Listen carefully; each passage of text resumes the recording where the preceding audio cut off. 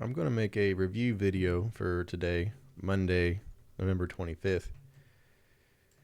I have several trades that I thought were reasonable. I have those marked on the chart. Starting off, something I always talk about is when you get two bars, consecutive bars at the open. Normally, it's reasonable that you can buy the close or buy above that bar and go for a swing trade. Today, we can see that didn't work out. And instead, the day reversed into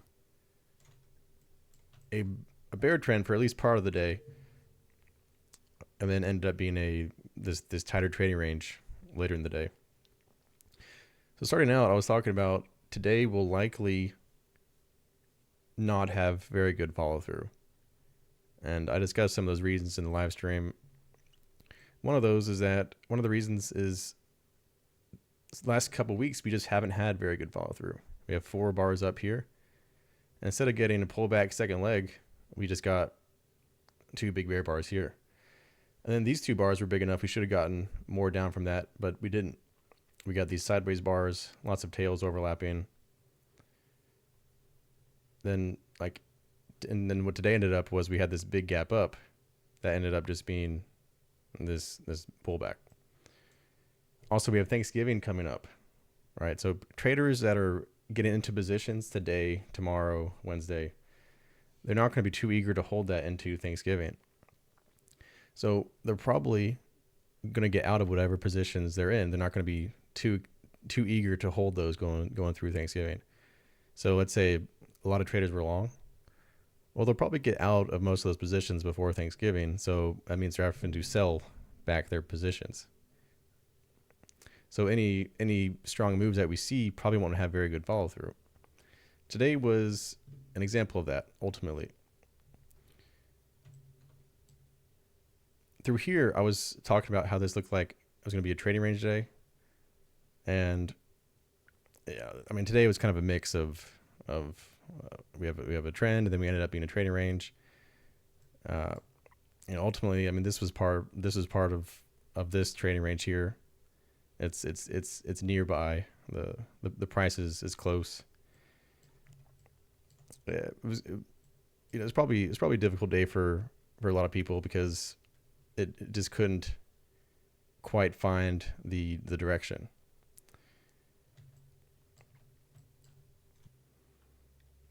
And this really is what I was talking about, where we're going to have strong moves that will not have good follow through. So this whole area through here, this whole sell-off, from the high to the low, that's a decent sell-off. But then we got this rally, and we just got really bad follow-through for the rest of the day. You could look at it on a smaller time frame. Imagine you're looking at these 3 bars here as the breakout, and you get a bull bar. You get a few more bars, but then you go sideways for an hour and a half through here. So even for this first part of the day, you were still getting bad follow through. Or you look at these bull bars here, 3 bull bars up, big bear bar. Then this bear bar should have had more selling, and instead of immediately going down, it had 2 bull bars. So it was just back and forth. So I expect this type of market to continue until after Thanksgiving, because people are just not wanting to hold their positions for all that long.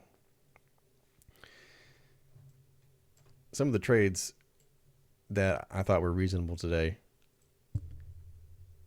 The first one I'm going to point out here is this buy above either this bull bar or above this bar. The reason for that is because we have this wedge pattern.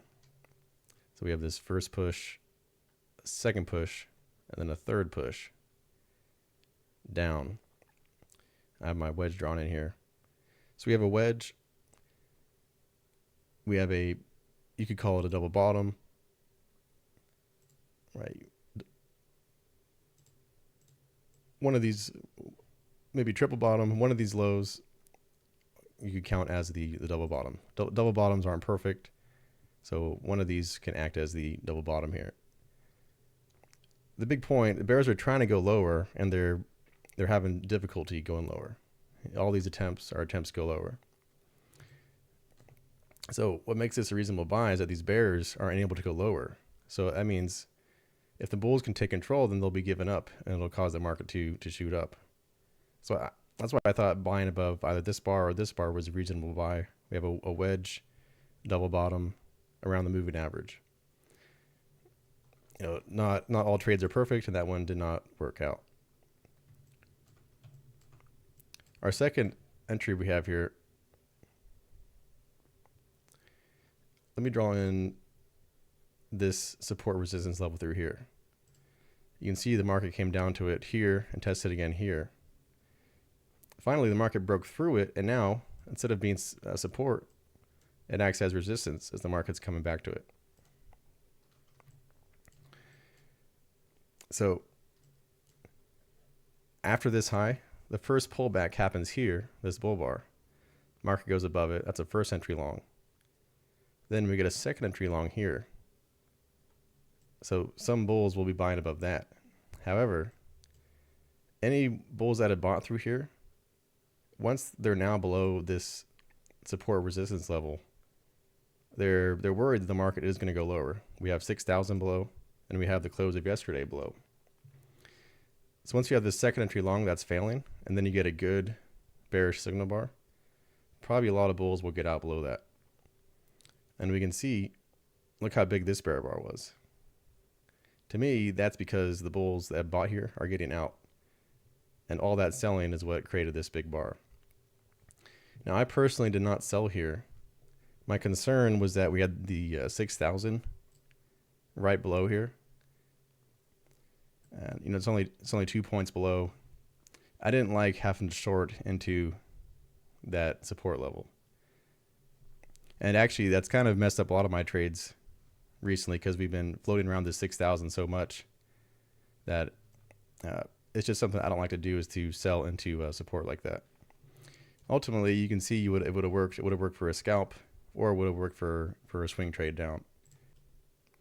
This try to setup is what I try to look for. My issue was just running into the support level, so I didn't like having to short into that. As we go lower, we have another wedge drawn in here. So I see this as a first push, pullback second push, pullback third push. And so we have this wedge. Remember, a wedge is a reversal pattern. We have this wedge coming down. The market's already tested the close of yesterday. It's getting near the 200 moving average. So effectively, this is the test of that. A lot of bears that are shorting through here, they're probably getting out above this bull bar. Imagine if you had taken this short here, like we were discussing, and you had held it all through down here, and then you get this last big bear bar like this. That's kind of a gift. This trend's been on for 50 points, 60 points through here. And then you get a fairly decent sized bar late in the trend like this. Probably a lot of people that are short will at least take off part of their position. So there's going to be probably some buying here. Once you see this bull bar, probably a lot of them will just go ahead and get out. They've already made their money. They'll go ahead and take their profits. They don't want to be trying to hold through a possible reversal pattern. And this reversal pattern worked out. We can see you got a decent sized bull bar, and then you got 4 more bull bars after that. And what are these rectangles I have drawn in here? These are for the gaps that are. So we have the high of this bar. It broke out and pulled back. This tail did not overlap this tail. So that's a gap right there. Gaps are signs of strength, and they can be early signs that a trend may occur. So we have another gap here, the high of this bar, then the breakout, and the pullback did not come back to overlap that. So that means the bulls are strong enough to prevent bears from selling above that and making money. So gaps are early signs of trends. And we can even see up here at the start of the day, from this fourth bar, where this tail broke out. And this pullback never overlapped with that tail. So this, in fact, was an early sign that we're going to have a trend down. The gaps aren't perfect. It's not just because you see a gap doesn't mean, immediately there's going to be a trend. But if you monitor it, it's confluence. It's one of the things that add to your reason that a good trade might be coming. So I was definitely noticing these gaps. When I'm seeing these gaps, I want to at least avoid selling. I don't want to be looking for getting short. So maybe I don't take long trades, but at least I want to avoid getting short.